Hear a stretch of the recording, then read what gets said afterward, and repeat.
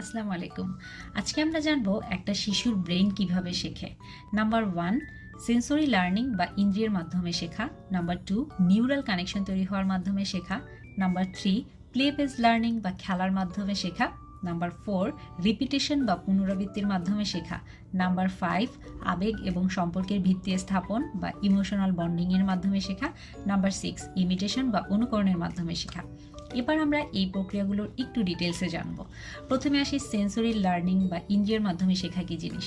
আমাদের যে 5টা সেন্স আছে, অর্থাৎ স্পর্শ, দেখা, শোনা, গন্ধ এবং স্বাদ গ্রহণ, এই 5টা ইন্দ্রিয় যখন আমাদের ব্রেনে বিভিন্ন সিগন্যাল পাস করে, তখন আমরা যেটা শিখে থাকি সেটাই হচ্ছে তার সেন্সরি লার্নিং।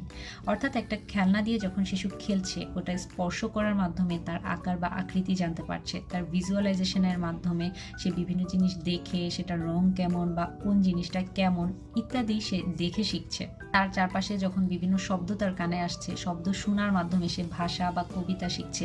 যখন একটা খাবার সে খাচ্ছে, খাবারটা কি নরম নাকি শক্ত, মিষ্টি নাকি ঝাল, গন্ধ নেওয়ার মাধ্যমে কিন্তু শিশু বিভিন্ন সিগন্যাল তার ব্রেনে পাচ্ছে এবং যার মাধ্যমে সে বিভিন্ন জিনিস শিখে থাকছে। এটাই তার সেন্সরি লার্নিং। এবারে সে নিউরাল কানেকশন তৈরি হওয়ার মাধ্যমে শিশু কিভাবে শেখে।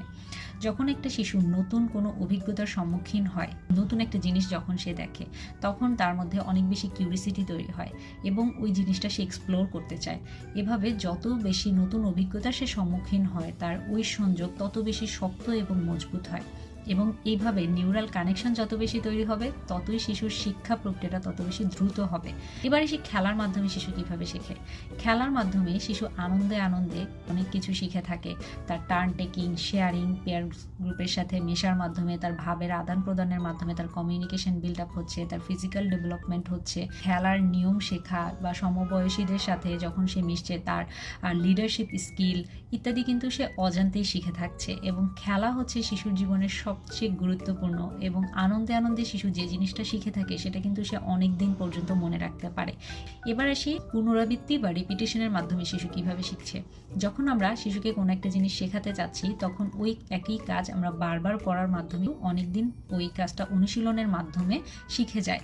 তাকে লেখা শেখানো বা তাকে একটা ছড়া শেখানো, যে কোনো কিছু যখন আমি শেখাতে চাই, তখন কিন্তু ওই জিনিসটার অনুশীলন প্রয়োজন হয়। এভাবে একই জিনিস বারবার করা, একই জিনিস বারবার শোনানো, একই কাজ বারবার করানো ইত্যাদি পুনরাবৃত্তি বা অনুশীলনের মাধ্যমে কিন্তু শিশু শিখে থাকে। আবেগ এবং সম্পর্কের ভিত্তি স্থাপনের মাধ্যমে শেখা। যখন একটা পরিবেশে শিশু নিজেকে সিকিউর ফিল করে, তখন কিন্তু ওখান থেকে সে লার্ন করতে থাকে। যখন একটা বাবা মায়ের বা শিক্ষকের সাথে তার সম্পর্ক সুন্দর হয় বা তার বাবা মার সাথে তার বন্ডিংটা যখন সুন্দর হয়, তখন